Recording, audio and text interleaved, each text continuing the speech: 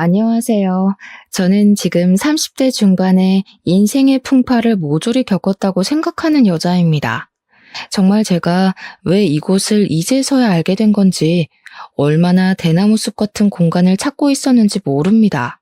당장이라도 떠들고 싶은 마음에 헐레벌떡 사연을 쓰고 있는데요.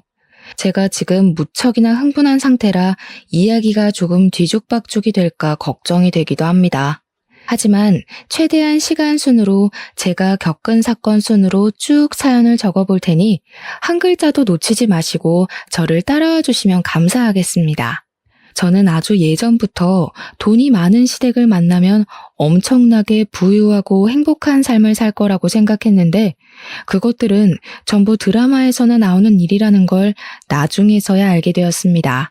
제가 직접 경험해보지 않았더라면 돈 많은 시댁이 얼마나 괴로운 곳인지 꿈에도 모르고 상상만 하면서 살았겠죠.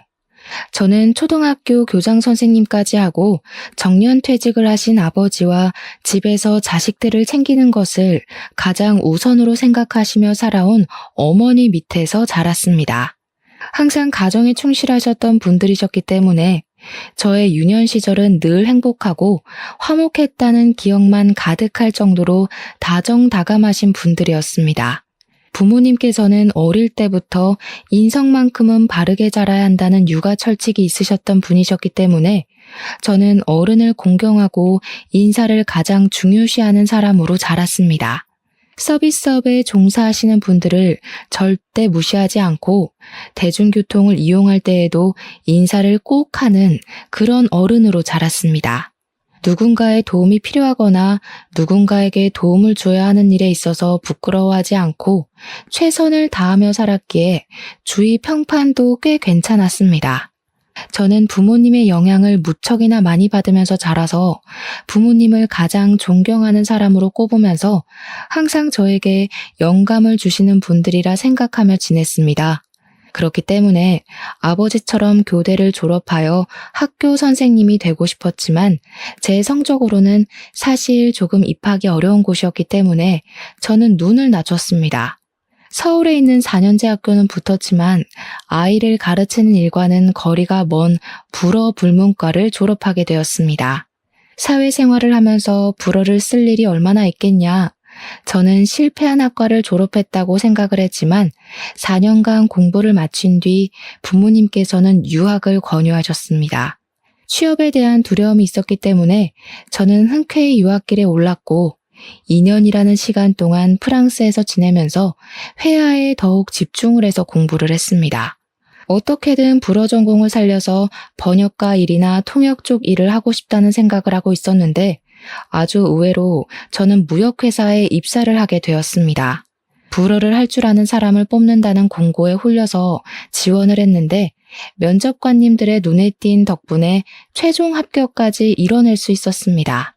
저는 무역회사에 입사를 하여 유럽 전담팀에서 일을 하면서 6년이나 공부를 했던 불어를 마음껏 뽐낼 수 있었습니다. 물론 의사소통에는 문제가 없다고 한들 모국어처럼 사용을 하진 못했기 때문에 틈틈이 공부를 하면서 일을 병행하며 자기 개발에 힘을 썼습니다. 언젠가는 더 좋은 회사나 직종으로 이직을 할 수 있지 않을까 하는 기대감이 있었던 것도 사실이었고요. 아무튼 무역회사에서 밤낮 없이 열심히 일을 한 덕분에 돈도 꽤 벌고 있었고 생활에 만족감을 느끼면서 살고 있었습니다. 자기 몫을 해내면서 산다는 건 참으로 멋있고 좋은 일이더라고요. 하지만 일과 집만 번갈아가며 다니다 보니 어느 날부턴가 무료함이 느껴지기 시작했습니다. 그러던 도중 저희 회사에서 컨테이너 업체를 계약해서 해외에서 들여오는 상품들을 분류해 저장을 해두고 창고처럼 쓰고 있었는데 거기 업체를 운영하는 대표님 아들과 눈이 맞았습니다. 처음에는 그냥 호감이 가는 정도라고 생각을 했는데 의외로 털털하고 배려심 있는 모습에 반하게 되었고 연애를 하게 되었습니다. 무료하던 일상에 남자친구가 생기니까 일상이 더 활력 있게 돌아가는 느낌이 들고 이 사람과 함께하는 시간이 너무나도 즐겁더라고요. 제 인생의 터닝 포인트로 느껴졌다고나 할까요? 그동안은 뭘 해도 재미가 없었지만 이 남자를 만난 이후에는 숨만 쉬어도 즐겁기 시작했습니다. 저희는 서로에게 너무나 갑작스럽게 빠져들게 된 덕분인지 뭔지 연애 기간이 길진 않았지만 서로에 대한 믿음이 있었기 때문에 8개월 만에 결혼을 하게 되었습니다. 인천항 쪽에서 엄청 큰 컨테이너 업체를 운영하고 있던 시댁은 제가 생각했던 것 이상으로 훨씬 더 부자였습니다. 하긴 지금 생각해보면 보유하고 있는 컨테이너가 한두 개가 아닌데 그 대여 비용만 생각도 한 달에 버는 돈이 어마어마한 집안이었습니다. 거기다가 가족 사업으로 운영을 하고 있었기 때문에 가족들끼리 전부 돈을 돌려 쓰는 느낌도 있었고요. 아무튼 부자였다 이 말입니다. 저희가 결혼을 결심한 뒤에 시댁에 인사를 드리러 가게 되었는데요. 시부는 호탕하게 신혼집은 본인이 해줄 테니 혼수나 신경 써서 준비하라고 하셨습니다. 당연히 대출로 시작을 한 친구들이 주위의 대부분을 차지하고 있었기 때문에 저도 대출금을 갚아야 하는 신혼생활을 생각했었습니다. 하지만 신혼집을 해주신다고 하니 얼마나 놀랐는지 모릅니다. 혼수 준비를 잘 하라고 하셨으니 제대로 준비해야겠다고 생각을 했죠. 예상보다 큰 시부의 통에 입이 귀에 걸리려던 그때 시무가 조용히 저를 부르더니 빽빽하게 뭔가가 적힌 종이를 슬쩍 건네주시더라고요. 거기 쓰여있는 것들이 전부 예단 목록이니까 서운하지 않게 잘 준비해라. 그런데 그 종이에 무슨 친인척들 선물 목록까지 싹 다 적혀있는 게 아니겠습니까? 이걸 전부 다 해오라는 말씀이세요? 양이 장난 아닌데요. 이것도 추리고 추린 거야. 집까지 떡하니 우리가 해주는데 당연히 친인척들 섭섭지 않게 챙겨야 하지 않겠니? 이런 게 우리 집 클래스란다. 저는 너무 많은 목록과 비싼 가격의 상품들로 이루어진 예단 목록을 보고 멈칫할 수밖에 없었지만 그 위의 모든 비용은 시댁에서 부담하시겠다고 하시더라고요. 그러니까 제가 준비해야 할 건 시댁 식구들의 친인척들에게 구색을 맞춰줄 것들만 챙기면 된다 이 말이었습니다. 결혼식부터 신혼여행에 신혼집까지 전부 시댁에서 준비를 해주겠다고 하시는데 제가 뭐 손해보는 장사는 아니라고 생각을 하기도 했고요. 저는 그 종이를 들고 집으로 와서 부모님께 보여드리며 이것만 제대로 준비하면 나머지 들어가는 비용은 걱정하지 않으셔도 될 것 같다고 했습니다.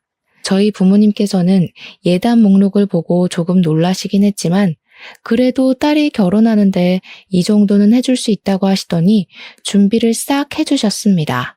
그래서 그 목록을 전부 시댁으로 보내드렸더니 시모가 아주 싹싹하고 호탕한 며느리가 들어왔다면서 흡족해 하셨습니다. 저한테 돈을 쓸 때는 팍팍 써야 한다면서 앞으로 잘 지내보자고 하시는데 말 맞다나 우리 시모가 아주 호쾌하신 성격이구나 하고 저도 좋았죠. 하지만 그게 그런 성격이 아니라는 것을 뒤늦게 알게 되었습니다. 시모는 그냥 돈이라는 위험한 무기로 갑질을 하는 것을 좋아하시는 분이었고 내게 이만큼을 너에게 했으니 너도 나에게 이만큼은 해야 한다는 생각을 가진 사람이었습니다. 물론 그게 뭐가 문제냐고 주는 만큼 받는 거라고 생각하시는 분들도 당연히 있으실 거라 생각합니다. 저도 기브앤테이크라고 생각을 하거든요. 하지만 시모는 형편이 어마어마하게 좋은 사람이지만 남들은 그만큼 따라가는 것조차도 벅찬 사람들이라는 것이었습니다. 한마디로 돈이 있는 사람이 베풀고 돈이 모자란 사람들에게 자기가 한 것만큼 베풀어라 하시니 그게 어찌 기브앤테이크가 될 수 있겠습니까? 저와 남편은 결혼을 한 이후에 신혼집에 입성을 하게 됐는데 남편이 시댁 사업장에서 시댁 식구들과 같이 일을 하고 있었기 때문에 집을 인천 쪽으로 얻어주셨습니다. 저는 회사가 강남에 위치하고 있었기 때문에 거리가 상당히 멀었습니다. 지하철을 타고 출퇴근을 하는 것은 상상도 하고 싶지 않을 정도로 싫었지만 시부가 지불해준 상태에서 제가 뭐 어떻게 할 수 있는 처지는 아니었습니다. 어쩔 수 없이 저는 중고차를 하나 사서 출퇴근용으로 써야겠다고 마음을 먹었는데 그 이야기를 전해 들은 시모가 차를 한 대 사주시겠다는 거 아니겠습니까? 쪽팔리게 중고차를 타고 다니면서 우리 집안 명성에 먹칠할 생각하지 말고 내가 사주는 차 끌고 다녀. 알겠어? 아니 무슨 대기업을 운영하는 것도 아니고 해봐야 창고 운영하시면서 우리 집안 명성이라고 하니 웃기긴 했습니다. 물론 창고 운영이 임대업에 들어가서 현금이 엄청나게 쌓인다는 건 잘 알고 있지만 돈이 많다고 집안의 명성이 높아지는 건 아니지 않겠습니까? 부모님께 배운 대로 사람 인성이 됨됨이가 되어야 하는 건데 돈의 가치도 모르고 액수만 따지면서 명성을 운운하니 속으로 좀 비웃음이 나긴 했습니다. 어쨌든 시모가 차를 사준다고 하니까 저야 돈도 굳는 거고 새 차도 얻을 수 있으니 얼마나 좋습니까? 바로 감사합니다 하고 받았죠. 하지만 그만큼의 대가를 치러야 한다는 사실을 제가 간과했던 것입니다. 시모는 저에게 차를 뽑아준 이후부터 주말에 본인이 움직여야 할 때마다 저를 기사처럼 부르기 시작하였습니다. 저에게 늘 하시는 말이 내가 비싼 차를 뽑아줬는데 네가 나를 모시고 거기도 못 가? 당연히 네가 나를 데려다 줘야지 였습니다. 여러분 생각을 해보세요. 평일에 인천에서 강남까지 출퇴근을 하는 것도 운전하느라 피곤하고 힘들어 죽겠는데 주말까지 시모의 운전기사를 해야 한다고 말입니다. 거기다가 인천 집에서 인천 어딘가로 가시는 것도 아니고 매번 서울까지 운전을 해야 하니 운전에 대한 피로도가 장난 아닌 거죠. 친구들이 전부 그쪽에 산다고 하시면서 압구정에 가자, 청담동에 가자 하시더니 나중에는 분당에 가야 한다, 판교에서 모이기로 하면서 먼 곳까지 데려다 달라고 하더라고요. 정말 시모를 모셔다 드리고 모시고 오느라 주말 하루가 다 지나칠 지경이었습니다.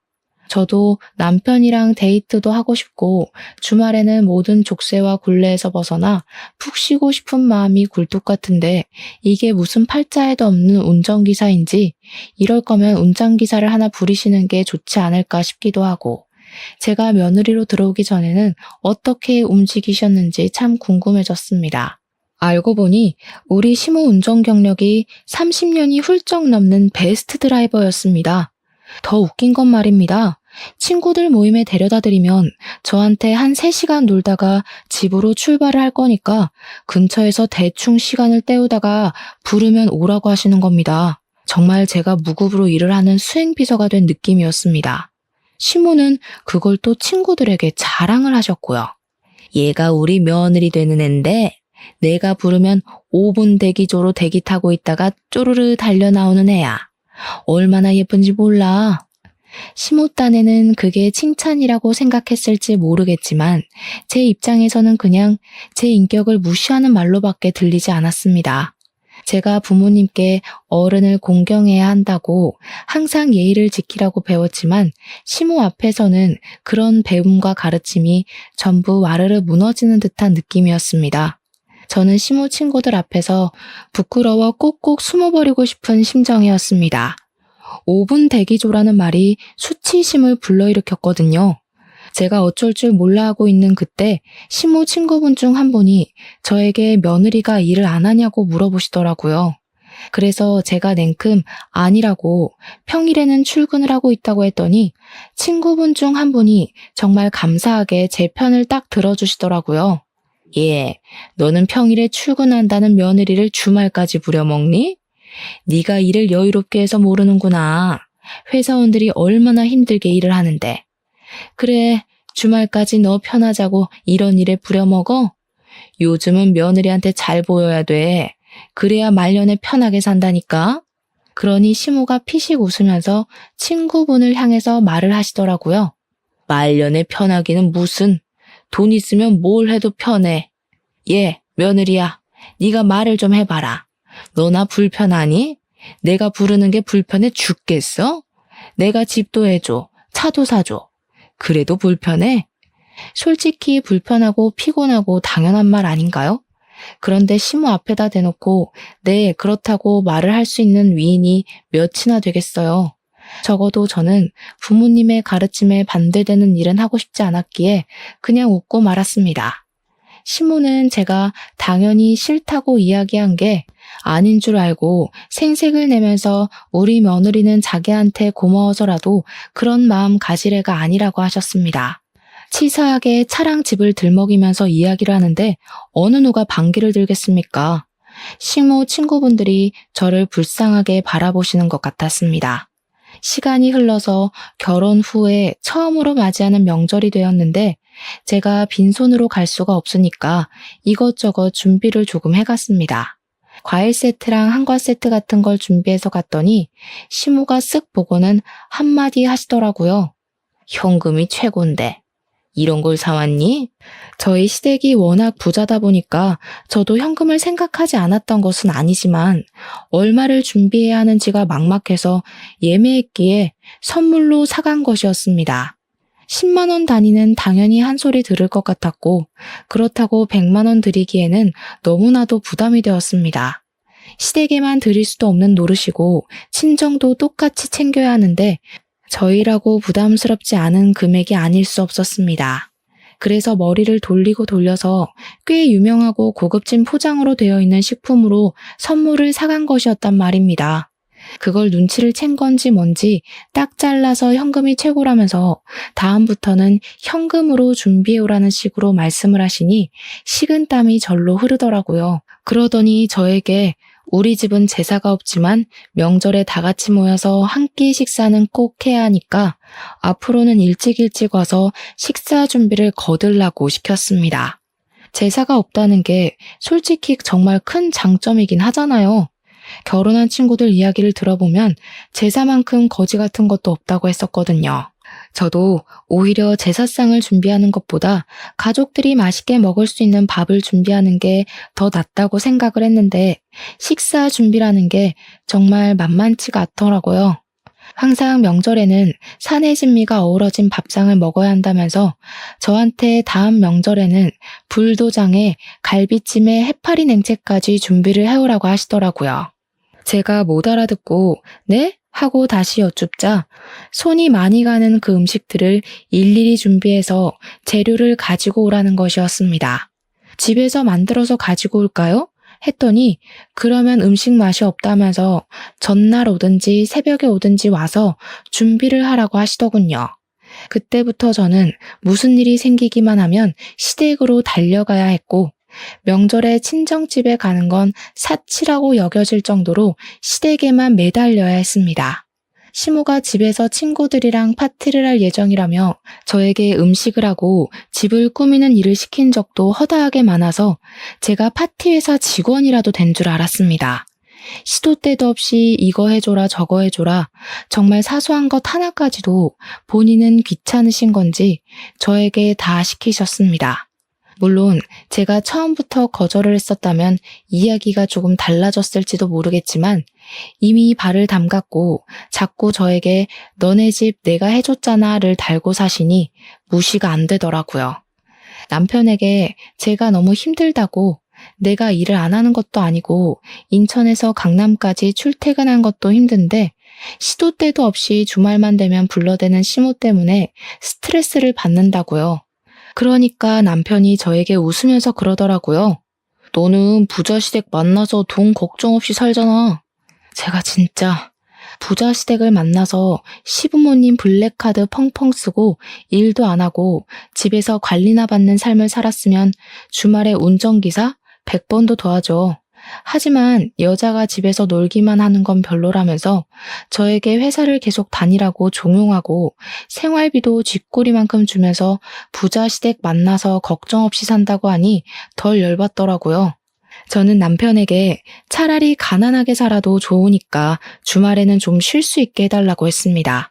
지난 주만 해도 시모 집에서 친구들이 모인다고 밥할에서 밥하고 저번 주에는 시댁 대청소를 한다고 불러서 저에게 짐 정리를 시키시지 않나. 여보, 우리 집 청소 안 한 지도 벌써 몇 주가 된 줄 알아? 그 사이에 내가 시모한테 불려가서 온갖 잡일을 한 게 얼만 줄 알고 나 지금 친정집에 못 간 것도 2달이나 된 거 알지? 2달 사이에 시댁은 7번이나 갔다 왔어. 7번. 그러니 남편이 시큰둥하게 아 그래? 하면서 그래도 뭐 어쩌겠냐고 하더라고요. 우리가 사는 집, 타는 차 모두 시댁에서 지원해 주신 거 아니냐고요. 남편은 그냥 실실 웃으면서 시부모가 딸 같은 며느리가 들어왔으면 좋겠다고 노래를 불렀는데 며느리 생겨서 신나서 저러는 거라고 변명을 하더라고요. 그때 결혼 선배들이 말을 했던 남편이 왜 남의 편이라는 건지 절절하게 깨닫게 되더라고요. 어쩜 자기 마누라가 힘들다는데 어쩌겠냐는 소리만 주야장천하는지 저런 걸 남편이라 두고 살아도 되는 건지 고민이 될 정도였습니다. 하루는 웬일로 시모가 일하러 오라는 소리가 없길래 이게 몇 주 만에 휴식이냐 싶어서 집에서 탱자탱자 놀고 있었습니다. 그런데 고요한 정적 속에서 띠리릭 하면서 현관문 도어록 비밀번호가 열리는 소리가 나는 게 아니겠습니까? 순간 도둑이 들었나 싶어서 너무 놀라 가슴이 쿵쾅쿵쾅 뛰고 부엌으로 달려가서 무기가 될 만한 것을 찾아야 하니 고민을 하고 있었습니다. 그런데 현관문에서 시무가 너무나도 당당하게 걸어 들어오고 있는 것이 아니겠습니까? 정말 깜짝 놀라서 소리를 막 질렀습니다. 그러니 시무가 놀라서 사색이 된 제 얼굴을 보면서 귀신이라도 봤냐고 뭘 그리 놀라냐고 깔깔 웃으시는 게 아니겠습니까? 비밀번호를 어떻게 알고 들어오신 거예요? 내가 사준 집인데 왜 모르겠니? 불시에 찾아와 보기를 참 잘했지. 집안 꼴이 도대체 이게 뭐냐? 평소에 이러고 사는 거야? 우리 아들 천식도 있는데 먼지가 이리 많아서는 정리 좀 하고 살아라. 회사에서 벌면 얼마나 번다고 그깟 푼돈 벌러 나간다고 집안일에 하나도 신경을 안 써. 자고로 집안이 깨끗해야 밖에 나가서도 깔끔 떠는 법이란다. 그러더니 집안에 널브러져 있는 것들을 발로 하나둘 밀면서 들어오시는 겁니다. 물론 제가 일한다고 바빠서 집을 잘 못 치우기는 했지만 그걸 발로 밀면서 따지고 보면 시모가 주말마다 불러내니까 정리할 시간이 부족했던 것도 있었는데 어쩜 그렇게 이기적으로 생각하고 말을 하는지 제가 당황해서 발로 밀지 마시라고 이야기를 하는데 시모가 제 말을 자르고 말을 하더라고요. 나 시원한 커피 좀 타줘. 제가 카페인을 마시면 심장이 너무 빠르게 뛰어서 집에 있는 커피라고는 믹스 커피가 전부였었거든요. 제가 믹스 커피에다가 얼음을 타서 가져다 드리니까 미간을 팍팍 구리면서 말씀을 하셨습니다. 예, 집에 아이스 아메리카노 같은 건 없니? 그 커피 뽑는 기계도 없어? 제가 커피를 잘 못 마셔서요. 마시면 심장이 빠르게 뛰어서 불편해요. 아유, 촌스럽다, 촌스러워. 앞으로는 내가 자주 올 수도 있으니까 커피 내리는 기계 하나 사도. 나는 아이스 아메리카노만 마시니까. 어머님이 왜 저희 집에 자주 오세요? 저도 당황스러워서 필터를 거치지 않고 직설적으로 시모에게 말을 했더니 시모가 눈을 뾰족하게 뜨고는 저에게 말하더라고요. 예, 내가 오는 게 불만이니? 왜? 내가 사준 집을 너희가 얼마나 깨끗하게 쓰고 있는지 궁금하기도 하고 내가 우리 아들 살림에 참견 좀 하겠다는데 불만 있어? 내가 자주 와서 잔소리를 해야 치울 거 아니니? 네, 불만 있어요. 저도 더 이상 참을 수 없겠다는 생각에 시모에게 그냥 과감하게 질러버렸습니다. 시모가 찾아오는 게 너무나도 불편하고 불만이라고요. 그러니 시모가 화들짝 놀라는 신용을 하면서 뭐? 너 지금 뭐라 그랬니? 하면서 또 혼낼 기세로 옆구리에 손을 얹고 팔을 하더라고요. 근데 저도 이미 화가 났고 열이 받았으니 물불 가리지 않게 되더라고요. 어머님, 저 평일 내내 출근하고요. 주말 이틀 쉬는 게 전부예요. 그런데 어머님이 매번 저 불러내셔서 남편이랑 데이트도 못하고 어머님 수발만 들었잖아요. 근데 집까지 찾아오셔서 간섭을 하시겠다고 하면 당연히 불만이 생기지 않겠어요? 그러니까 시모가 저에게 어이가 없다는 말투로 말을 하셨습니다. 억울하면 내가 준 거를 받지 말았어야 하는 거 아니니? 너한테 다 사주기만 하면 나는 뭐 호구야? 차 사주고 집 사주고 참견도 못하게? 도대체 결혼한 지 시간이 얼마나 흘렀는데 아직까지도 차 사주고 집 사준 이야기를 하는 건지 저도 오기가 생기더라고요. 저 차 반납할게요. 집도 이사 가고요. 뭐 지금이라도 늦지 않았으니까 전세자금 대출받아서 가면 될 것 같아요. 똑부러지게 말을 하니 시무도 이것까지는 예상 못했던 반응이었던 건지 뭔지 입을 딱 다물고는 저를 있는 힘껏 째려보시기만 하더라고요. 자기가 무서워서 우리 집에 놀러 오지도 못하겠다고 하면서 집을 한번 쓱 둘러보시더니 이만 가보겠다고 황급히 사라지시더라고요. 시무에게 할 말 다 했을 때는 심장이 쿵쾅거렸지만 시무가 떠나고 나니까 속이 시원한 게 10년 묵은 채증이 내려가는 듯한 기분이 들었습니다. 저는 시무가 가자마자 비번부터 바꿔버리고는 남편에게 연락을 해서 한 번만 더 시무에게 비밀번호를 알려드리면 너 죽고 나 죽는 거라고 협박을 했습니다. 제가 남편에게 강하게 말하자 남편은 저에게 혀를 끌끌 차면서 이야기를 했습니다. 그냥 당신이 한번 고개 딱 숙이고 들어가면 되는 건데 그걸 못해가지고 꼭 사고를 치더라. 근데 정말 남의 편의 말에 제가 왜 고개를 숙이고 들어가야 하는지 의문이 들더라고요. 저는 이참에 남편도 버릇을 확실하게 고쳐놓는 것이 좋겠다는 생각이 들어서 평생 나랑 같이 살 건지 아니면 시무 품 안에서 살 건지 정리하고 이대로는 더는 못 살겠다고 했습니다. 그러니 남편이 저에게 철이 없다면서 이야기를 했습니다. 야, 우리가 모은 돈도 없는데 이 집 떠나서 어떻게 살 거야? 이 집 사는 동안에는 엄마 말 무조건 들어야지. 그리고 우리 애도 가지고 할 건데 그때 우리 부모님 지원 안 받을 거야?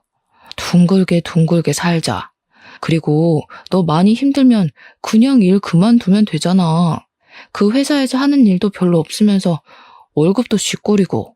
남편이 제 일까지 무시하는 발언을 하니까 우리 부모님께서 이런 무시를 당하라고 저를 유학까지 보내주신 게 아닌데 하는 생각이 들었습니다. 물론 남편이 버는 것에 비하면 얼마 되지 않는 돈일 수도 있지만 세상을 돈으로 급 나누고 무시하고 멸시하고 그러는 법이 어디 있습니까? 남편의 말은 시댁에서 지원을 해주는 게 친정보다 많기 때문에 당연히 친정보다 시댁 말을 더 잘 들어야 한다는 것이었습니다. 순간 과거에 돈 많은 시댁과 인연을 맺고 싶다고 생각했던 제가 우매하게 느껴졌습니다. 시댁에 돈이 많은 게 좋은 게 아니구나 하는 생각도 들었고요. 하지만 제 권리는 제가 찾는 것이기 때문에 그날 이후로 시모가 저에게 친구들 모임이 있으니까 와서 요리해라, 케이터링 준비해라 하는 거 싹 무시를 했습니다. 처음에는 눈치도 보이고 어려웠지만 자꾸 거절을 하니 이제 밥 먹듯이 거짓말이 술술 나오더라고요. 그냥 출장을 가야 한다고 거짓말을 하고는 하루 친구 집에 가서 자고 오기도 하고 어떤 날은 친정에 안 간지 너무 오래돼서 가야겠다고 친정집에 가버리고요. 몇 번이나 거절을 하면서 그랬더니 시모가 열이 받았던 건지 갑자기 주말 아침에 예고도 없이 저희 집 배를 막 누르는 게 아니겠습니까?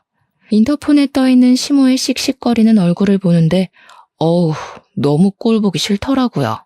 비밀번호를 모르니까 시모는 계속해서 초인종을 눌러대는데 없는 척을 할 수도 없고 저랑 남편은 어쩔 수 없이 현관문을 열었습니다. 시모가 왜 이렇게 문을 늦게 여냐면서 구시렁거리며 집으로 들어오는데 양손에 장바구니를 가득 들고 오신 게 아니겠습니까? 저한테 장바구니 2개를 손에 쥐어주시면서 재료를 사왔으니까 얼른 요리를 준비하라고 하시더라고요. 아침 대바람부터 이게 무슨 일인가 싶어서 멍하니 시모를 바라보는데 남편 보고는 집 좀 치우자면서 청소기를 돌리라고 하시더라고요. 그러더니 저에게 통보하듯이 3시간 뒤에 자기 친구들이 우리 집에서 모이기로 했다는 게 아니겠습니까?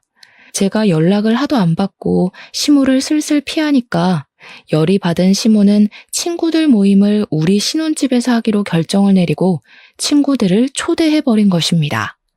저랑 남편이랑 둘 다 어이가 없어서 벙쪄가지고 말도 없이 갑자기 이러는 게 어디 있냐고, 왜 우리 집에서 모이는 거냐고 막 화를 냈습니다. 물론 저는 별말하지 않았고 남편이 막 오버스럽게 화를 내면서 말을 하더라고요.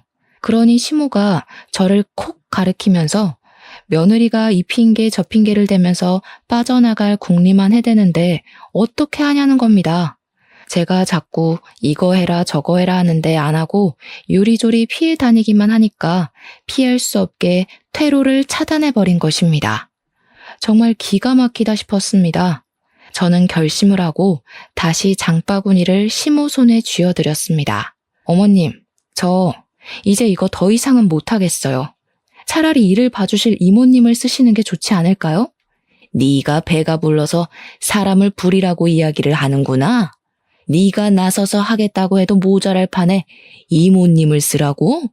제가 이걸 언제까지 해야 돼요, 어머님? 결혼하고 신혼집에 차 받은 거 이미 2년이 넘는 시간 동안 어머님 수발 들면서 다 갚은 것 같습니다. 저희도 이제 아이도 가져야 할 시기가 다가왔고 저희 부부의 시간을 보내기도 해야 하는데 제가 언제까지 어머님께 끌려다닐 순 없을 것 같습니다. 저는 최대한 시모가 감정적이지 않게 받아들일 수 있도록 조곤조곤히 이야기를 했습니다.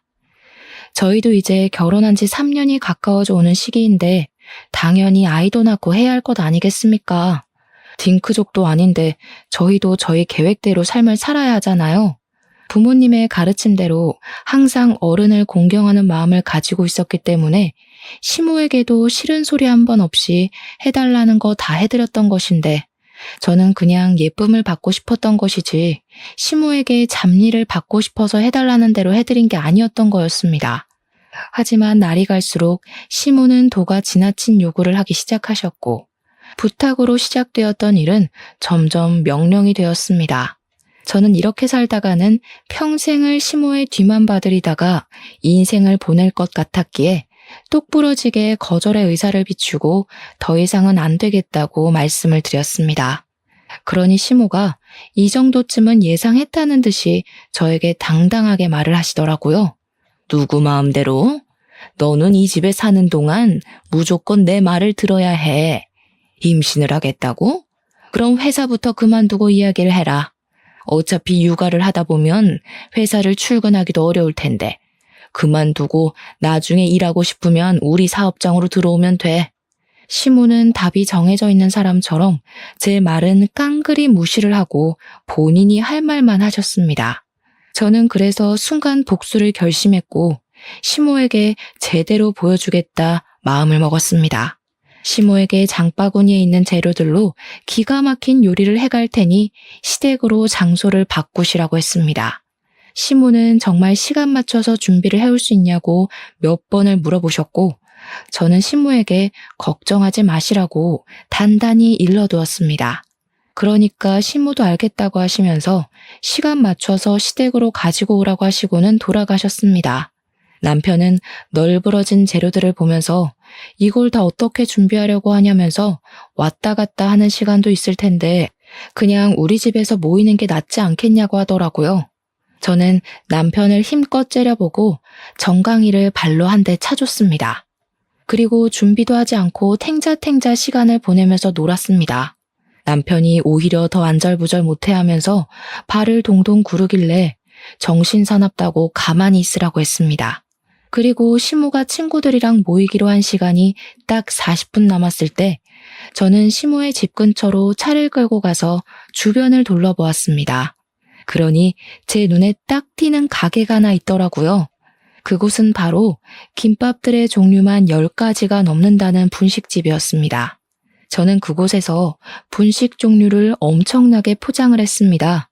떡볶이에 김밥, 돈가스, 우동, 김치볶음밥 같은 정말 평범한 분식을 말입니다.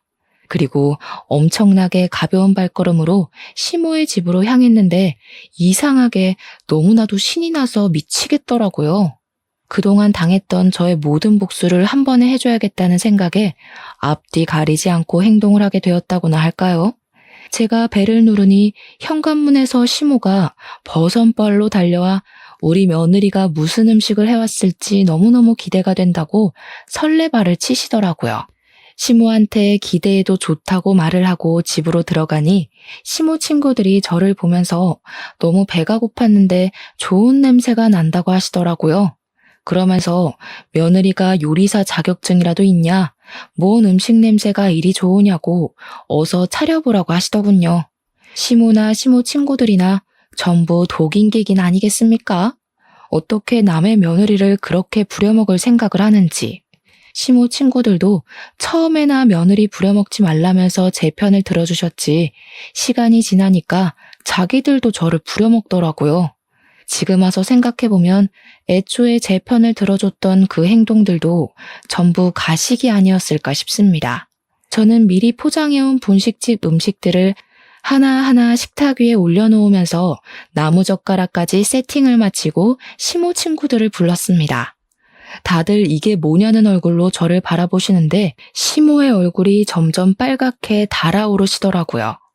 저는 비닐 포장도 깔끔하게 벗기지 않고 위에 보이는 데만 북북 찢어서 시모 친구들에게 내밀었습니다. 여기가 바로 천국의 맛이라는 김밥집이에요. 엄청 유명해서 전국에 체인점만 수천 개가 넘는데 드셔보셨어요? 아니, 너 지금 이게 무슨...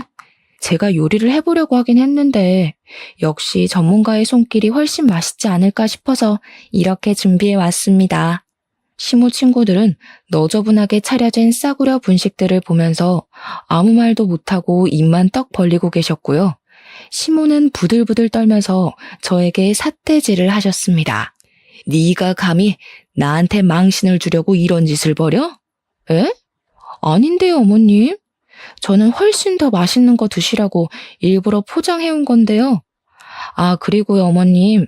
저 이제 차 필요 없을 것 같아요. 제가 이 차를 타고 다니는 게 더 피곤한 것 같더라고요. 그러면서 시모의 손에 차키를 떡하니 들려주니 시모 친구들도 사태 파악이 되는 건지 자기들끼리 어머어머 하면서 수근수근 거리더군요. 시모는 평소에 며느리는 내 손 안에 있다고 친구들에게 자랑을 하시던 분이었는데 친구들 앞에서 제대로 망신을 당하게 생겼으니 콧구멍까지 커지셨습니다. 거친 숨소리를 뿍뿍 내뱉으면서 정말 저를 한 대 칠 기세로 째려보시는데 저도 간덩이가 배 밖으로 나와서 그런지 하나도 무섭지가 않더라고요.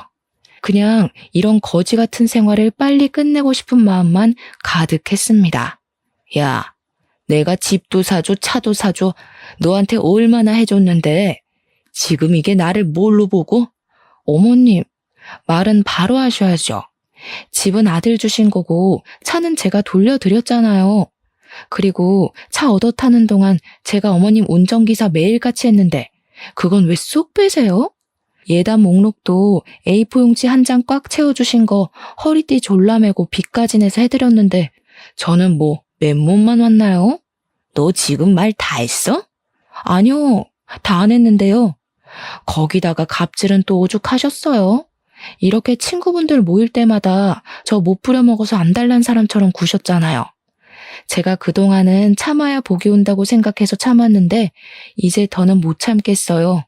차도 반납했으니까 저 찾지 마시고 불쑥불쑥 아들 집이라고 비밀번호 눌러서 들어오시는 거 교양 없는 행동인 거 아시죠? 그러면서 가볍게 콧방귀를 끼고 나오는데 뒤에서 시모 친구들이 어머, 너 아들 집에 그렇게 막 들어갔어? 하는 소리가 들리더라고요. 시모가 제 이름을 외치면서 아악 하고 소리를 지르는 게 들렸지만 저는 애써 무시하고 택시를 타고 집으로 돌아왔습니다. 남편이 저한테 음식 준비도 안 했는데 안 혼났냐고 물어보더라고요. 그래서 분식집에서 포장을 해갔다고 하니까 놀래서 저를 쳐다보더라고요. 여보도 반품당하고 싶지 않으면 똑바로 행동해. 나랑 이혼하고 싶어? 그러니 남편이 고개를 절레절레 저으면서 이혼은 하고 싶지 않다고 하더라고요. 나는 지금 목 끝까지 이혼하고 싶다는 말이 차올랐거든? 근데 내가 마지막 기회 줄게. 나 차도 반납한 마당에 더 이상 무서울 거 없거든.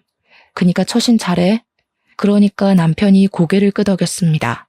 시모가 언제쯤 찾아오나 기다리고 있는데 호랑이도 제 말하면 온다고 1시간쯤 지나고 시모가 씩씩거리면서 찾아왔더라고요. 야, 문 열어. 평소 같으면 당연히 제가 버선발로 뛰어가서 문을 열었겠지만 이번에는 남편이 재빠르게 달려나가서 문을 열어주더라고요. 하지만 아무도 예상하지 못했던 일이 벌어지고 말았습니다. 당연히 제가 나올 줄 알았던 시모는 문이 열리자마자 콜라를 냅다 남편의 얼굴에 쏟아부어버린 것입니다. 남편이 으악하면서 눈에 콜라가 들어간 것 같다고 비명을 지르자 시모는 거기서 왜 네가 나오냐고 당황을 하더라고요. 남편이 우리 집에서 내가 나오지 누가 나오겠냐고 눈 따갑다고 난리를 치는데 그 꼴을 보는 저는 참으로 기가 막혔습니다. 아이고, 내 정신이야. 야, 네가 그러고도 며느리야? 네가 아주 죽고 싶어서 환장을 했지? 아주 사람 얼굴도 못 들고 다니게 그런 쪽팔림을 줘? 어머님, 평소에 사람들 앞에서 제 자존심 깎을 때는 그런 생각 안 하시다가 본인이 역지사지로 당하니까 난리를 치시네요? 뭐? 난리? 네가 아주 시애미를 우습게 보고 발악을 하는구나. 너 내 며느리로 인정 못한다. 나가. 어디서 나가요? 이 집 우리 남편 명의 집이고 남편한테 사주신 거잖아요. 누가 내 아들 보고 나가래? 너 나가라고 너. 이혼해. 우리 아들이랑 당장 이혼해. 당신 나랑 이혼할 거야? 그러니 남편이 고개를 절레절레 저었습니다. 아니, 내가 왜 엄마 때문에 이혼을 해? 난 지금 생활 너무 편하고 좋은데. 싫어. 나 이혼 안 할 거야. 그러자 시모가 가슴을 팡팡 치면서 왜 이렇게 애가 바보처럼 구냐고 세상에 좋은 여자 많다고 하더라고요. 근데 순간 그런 생각이 들더라고요. 이 남자랑 살면 제가 평생 이 꼴을 좋든 싫든 보고 살아야 하는데 그걸 다 용서하게 될 만큼의 이 사람의 장점을 모르겠는 겁니다. 저도 모르게 깨달음이 팍 생기면서 애가 없을 때 이혼하자는 마음이 들었습니다. 그래서 남편에게 그냥 우리 이혼하자고 했죠. 그러니 남편도 시모도 놀라더군요. 너 지금 너네 엄마가 와서 이 난리를 피우는데도 하는 말이 이 생활이 편하다밖에 없잖아. 너는 편할지 몰라도 나는 지옥 같았거든 지난 2년이? 그러니까 내가 이 희생을 치르면서까지 너랑 살 이유가 없어. 아줌마 아들 반품할게요. 앞으로 이 멍청이 잘 데리고 사시면서 아줌마 마음에 드는 여자랑 결혼시키세요. 그 말을 뱉고 나니까 너무나도 속이 후련하더라고요. 그리고 짐만 챙겨서 바로 친정으로 오는데 웃음이 그렇게 나더라고요. 친정 부모님께 모든 이야기를 전달하고 이혼을 하겠다고 하니 어머니는 말없이 안아주시고 아버지는 담배를 태우셨습니다. 남편은 그날 이후부터 매일같이 친정에 와서 잘못했다고 빌었지만 저희 부모님께서 각양각색의 방법으로 쫓아내다가 결국에는 경찰까지 부르게 되었습니다.